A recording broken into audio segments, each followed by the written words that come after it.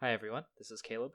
The work that I chose to discuss today is called The Adoration of the Magi, created in 1520 in the workshop of Gerard David in Antwerp, Belgium.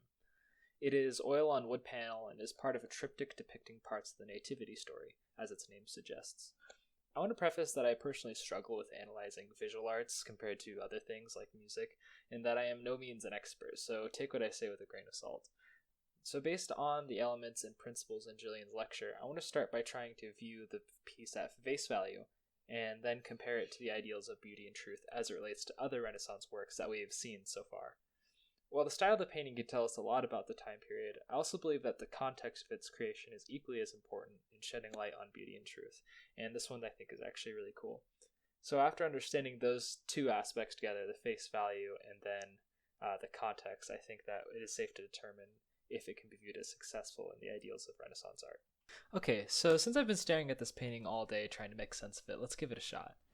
The first thing I did when looking at this painting was put myself in the setting. Luckily, many of us know this one, so I think, okay, Adoration of the Magi, I know I'm looking at the scene of the three wise men presenting their gifts, gold, frankincense, myrrh, the good stuff. We got the entourage following behind them. We got Christ, we got Mary and Joseph. Okay, cool.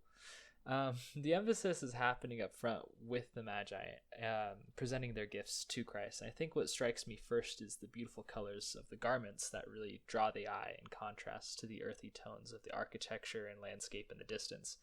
There's an awesome amount of depth in this painting, and the viewer is drawn right back into the hills and the beautiful, very European looking architecture.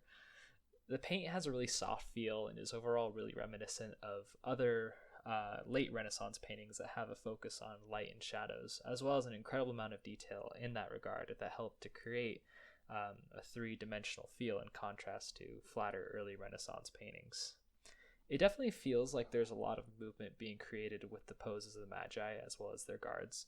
The first king kneeling down before Christ, the second opening his golden jar, for lack of a better word, and the balance and posture of the king makes you know that he is walking forward or has intent to. I'm probably missing a ton of symbolism in this piece, but something that I liked is the subtle halo that is drawn around the head of Mary. To me, this painting hit many of the check marks presented in other works of art of the high and late Renaissance. The soft oil paint, detailed use of light and shadows, the vibrant garments, and classical architecture of the pillars beside them. It was also a popular subject of painting for that time.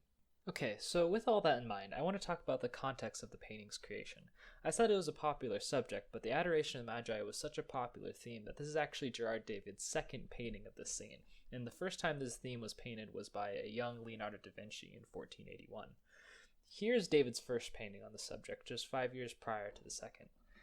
There are a lot of similarities between the two, but what strikes me about this first painting is that it seems much flatter than the second. There's not much heavy use of light and shadows, and the colors are much less vibrant.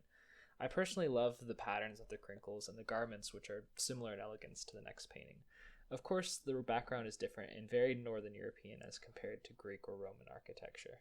This painting is decently small, 28 by 27 inches, and would be something that you would see in someone's house. The importance of this being that many people in this time period would commission paintings of the Nativity to have a visual reminder of the story, which is much easier to understand for the illiterate audience. The scenery doesn't necessarily need to look like Bethlehem in order to convey the parts of the story to a European audience, and maybe it's even easier when the scene looks familiar to the viewer. Tying this to truth, the context of the painting tells us why and who it was made for. In conclusion, was the beauty and truth that the artist expressed in the work reflective of Renaissance culture? I think so. Aesthetically, the Adoration of the Magi shows a lot of similarities with other works of the Renaissance, like the Ambassadors, for example, the vibrant garments, soft paint, light and shadows. The topic also aligns with truth ideals of the time. The artist set out to paint a very popular theme among other Renaissance artists, and succeeds in depicting a timeless story that'd be easy to understand for his intended audience. And that's all I have about Gerard David. I hope you learned something you found interesting about the Adoration of the Magi,